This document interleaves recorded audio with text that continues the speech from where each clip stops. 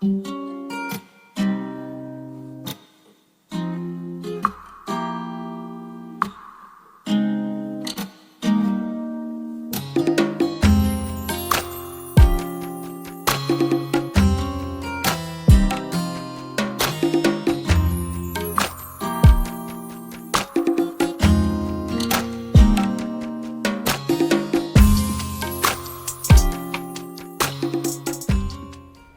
I'm gonna go ahead and get started. My name is Sharday.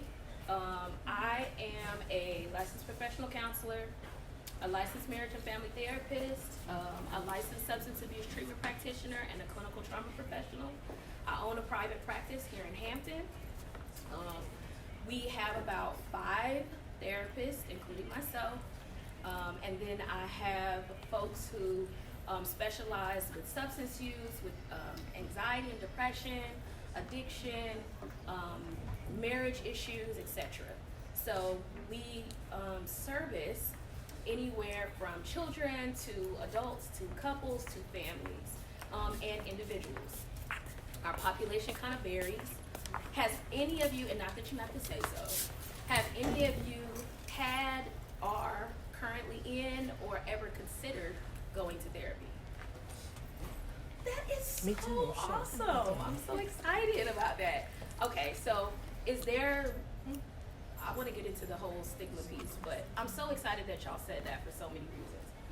So therapy is not a bad thing. Therapy doesn't mean that something is wrong with you. Therapy just means you want to go and you want to talk to somebody. If something is significantly wrong, that's cool too, if you need to go talk to them, but it doesn't mean something is broken. It's just like putting oil in your car. You put oil in your car because it's time.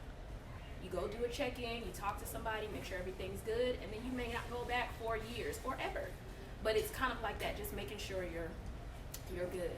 So a little bit about myself. I'm from Los Angeles, California. I went to a HBCU, Tuskegee. I was just telling my intern. So second off, so I went to Tuskegee. That is my alma mater. I am a Delta. Woo! Exactly. Because I'm definitely not, but So yes, I'm from California. I went to Tuskegee. I graduated with my master's from University of Southern Mississippi. I've lived in Louisiana, Mississippi, Alabama, now here in Virginia. Hopefully I'll be here long. Exactly. Hopefully I'll be here long. But Hampton was my first choice and I didn't get in. Go figure. Go figure. But now I'm back. So I'm happy to meet all of you wonderful ladies. So this is gonna be super informal. I'm gonna give some information, but I am also gonna ask for you guys to participate. I don't like standing up here and just talking. I am sweating profusely. I just have to say this because it's like hot. it's hot. It's definitely there. Okay. It's definitely So if my asthma flares up, nobody worry, everything's fine. Okay, so I want you guys to be interactive because I don't like just standing up here talking. I would rather hear from y'all. So let's go right into what you guys, the question I asked you about, has anybody considered, is in, going into therapy, or currently would like to? Can somebody share their experience, if they have been, why they're considering going, if you want to, or why you would consider it? Anybody, whoever wants to share. I'm not sure I understand. Anybody? No? I'll go. Yes, please. The reason I want to go is just family-wise and also like relationship-wise. Yeah. So like, I also want to go because I'm still affected by like my past relationships and stuff. Yeah. I don't really want to be. And you don't really want to be? Yeah.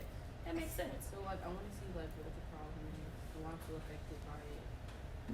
Have you been in counseling before? You're just, that's why you're considering. That's why I'm considering it. Nice. Okay. Nice. And that makes sense. The idea is that you guys don't have to struggle on your own. That's what counseling is about. Is someone who is a neutral party, they don't know anything about you, they don't have any investment in the outcome other than you growing and being your best self. That's their only investment. Whatever decisions you make are yours. There's going to be no judgment. They're not there to make decisions for you. That's not what my job is. So even if you're considering, which is an awesome reason to consider, know that you're making an investment. Counseling, that's all it is you're investing in yourself 110%, in your wealth, in your well-being, in your intergrowth, and even just being your best self. That's what counseling is about. Do y'all have any questions about counseling just in general before we move on? Anybody? Okay. So, thank you. Okay, so we're gonna get into why y'all are here. So we named it Talk to Me Nice for several reasons. First of all, Sierra, so wonderfully,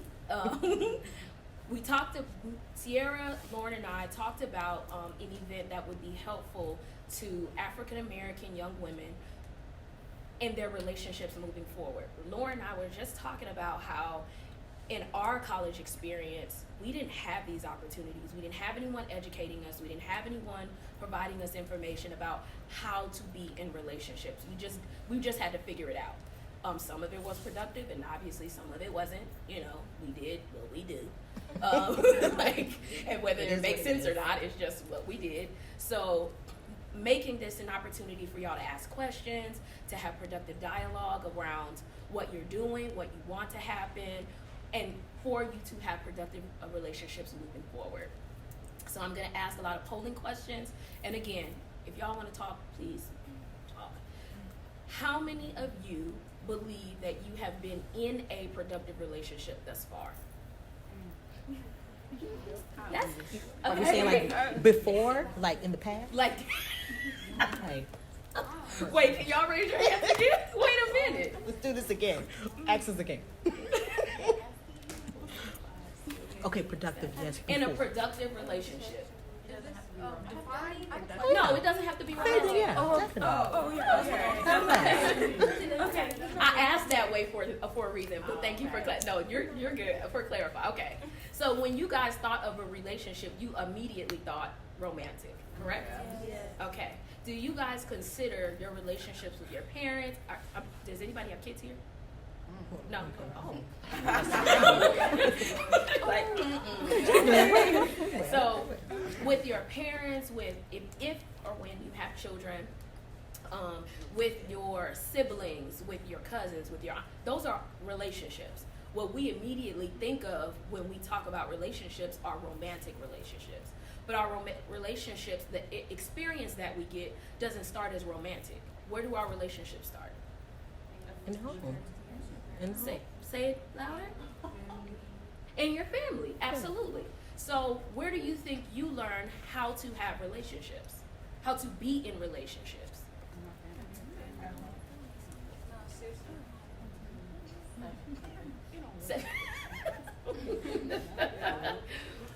So then let me ask this question. Do any of you think that your relationships with either of your parents or both have created a space for you to be unproductive in relationships or unhealthy?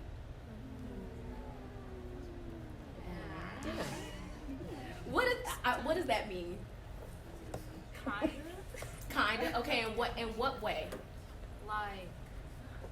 Like in my family, there's not really. Wait, do you mean like the relationships between my mom and dad, like how I see that? Mm-hmm. Or their relationship with you?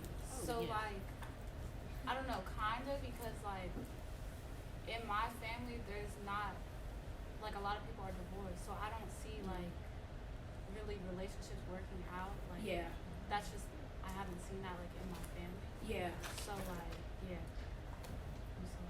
That was awesome. So what you saw was there was no space where you saw a relationship that was productive over a long span of time. Yeah. Okay. Anybody else? Anything else that you saw or noticed with your family? Your parents, even like you talked about extending past your parents, of things you learned about relationships. Anybody? Substance use, abuse. Oh, yeah. Well, I grew up without my dad in Okay. my life, so like my mom and grandma and my aunt, they try like their hardest to like love me unconditionally, but my dad wasn't there. Yeah. So Do you think your dad not being there has had an impact on you being able to function with males? yeah, Okay, and for you, and what, and you don't, if these questions get too intrusive, you can say, okay, okay. But for you, in what way? Like I feel like if my dad was in my life, he would have taught me how to be treated. Yeah, And there's some stuff like I know I wouldn't have done, with having my dad in my life. I Yeah. wouldn't put up with, yeah, yeah. So I definitely want to go down that rabbit hole, both of those. So those are intertwined in for so many reasons. Does anybody have anything else that they want to contribute? Things that you saw, experienced between your parents, or you with your parents, where your parents were not encouraging, were they loving, were they supportive, were they helpful, were they enabling, did they do everything for you, did they do nothing for you, did you have to do things on your, yes ma'am. I experienced a lot of abuse between my mom and my dad, and then my stepmom and my dad. Wow. And then they didn't encourage me very well while I was in school, while I was in college, high school. So what did you, in seeing that, what did you take away from that? What was your takeaway?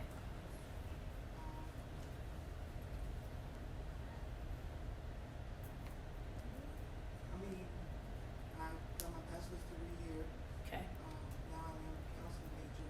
Yeah. And I mean, coming out of high school, I ended up getting full ride to a couple colleges, so Wow. that gave me a lot of motivation to not grow up in an environment like that. Yeah. Yeah. Do you think that it started to create your image of what love was? I mean, I have a boyfriend now, but like I just know like abuse is not one way. So if anything go towards that way, then I get out of it. But I mean, it's not like that. But I'm saying like once Yeah. if anything go towards that way, then I know that's not how it's supposed to be because I've watched them grow up like that. Or I Awesome. watched them. Good for you. Yes, ma'am. We're gonna come back to that too. So, we're gonna use. Are you guys okay with me using these things for example? Okay. So when we talk about family history, when your inception of relationships absolutely comes from your parents or not having your parents, right? So your first image of how does a man love a woman? How does a woman love a man? How do they show affection to each other? What does respect mean? What does compassion mean? What does consideration mean? How do you compromise?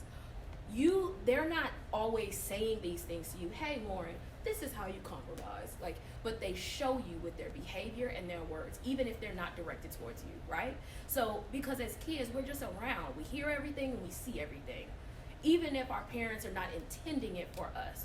So that doesn't stop, when you're a child and you grow, you get to understand a little bit more, or at least what you think you understand about what's happening in front of you. So when you have your parents, think of your parents as your age. If they were at your age, did they have these same talks with their parents to say, hey, what's your name? I'm sorry. Kai. Miss Kai. If they said, Kai, this is how you love a man. This is how you love yourself. This is how you compromise. This is how a man should respect you. Do you think they had those conversations with their parents?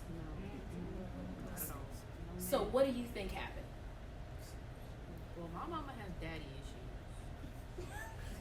I love your So honesty. like, what?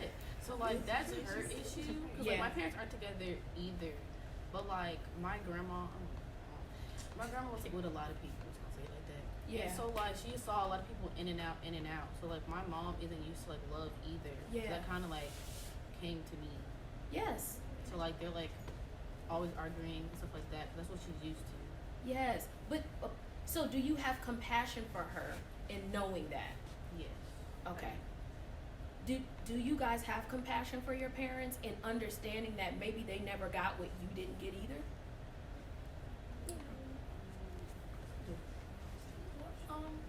Like in the moment when you're younger and you see certain things happening, you probably will be like upset with them in the moment. But Yeah. as you get older, like now as I look back at my mom and dad and all that stuff, I do feel for her and understand like how she would have felt in that situation. That is so true. But what changed your level of compassion for her, empathy? I just feel like it was me maturing on my own and going out and seeing how like it would feel. From her perspective. Yeah. Okay. Okay.